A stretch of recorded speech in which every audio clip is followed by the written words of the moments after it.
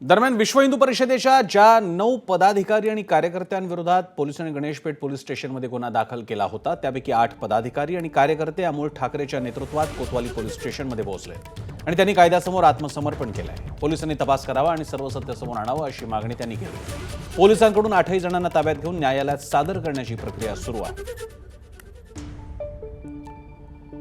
तुषार कोळे आपले प्रतिनिधी आपल्याला अधिक माहिती देत आहेत। तुषार, निश्चित अत्यंत महत्त्वाची घटना म्हणावी लागेल, कारण की ज्या आंदोलनाने हा संपूर्ण घटनाक्रमाला सुरुवात झालेली होती नागपूरमध्ये, त्या विश्व हिंदू परिषदेच्या आंदोलनाच्या वेळी ज्या 9 लोकांवर गुन्हा दाखल झाला होता त्यापैकी 8 लोकांनी आज पोलिसांसमोर सरेंडर केलेला आहे आणि नंतर पोलिसांनी त्यांना ताब्यात घेऊन आता न्यायालयासमोर हजर करण्यासाठी नेलं देखील आहे। त्यामध्ये विश्व हिंदू परिषदेचे गोविंद शेंडे यांना जर सोडलं तर इतर जे रामचरण दुबे असेल, अमोल ठाकरे असेल, मुकेश बारापात्री असेल, इतर हे सगळे 8 आरोपी आहे त्यांनी सरेंडर केलेलं आहे। महत्त्वाची गोष्ट की कुठेतरी आता पोलीस संपूर्ण प्रकरणाला हाताळताना एक स्ट्रॅटेजी आखत आहे, कारण की एका पक्षांवर कारवाई केली आणि दुसऱ्या पक्षाला सोडलं जातं असा पोलिसांवर आरोप होत होता। मात्र आता कुठेतरी दुसरा पक्ष पोलिसांना कारवाईमध्ये सहकार्य करत आहे, पोलिसांना सहकार्य करत असल्यामुळे आता दुसऱ्या पक्षावर देखील तितकीच कारवाई करण्याचा दबाव पोलिसांवर राहणार आहे।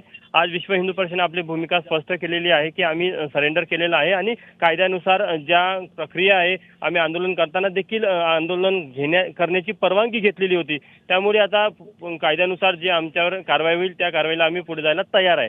आता दुसरा पक्षा संदर्भात काय भूमिका घेतं हे देखील बघणं महत्त्वाचं राहणार आहे।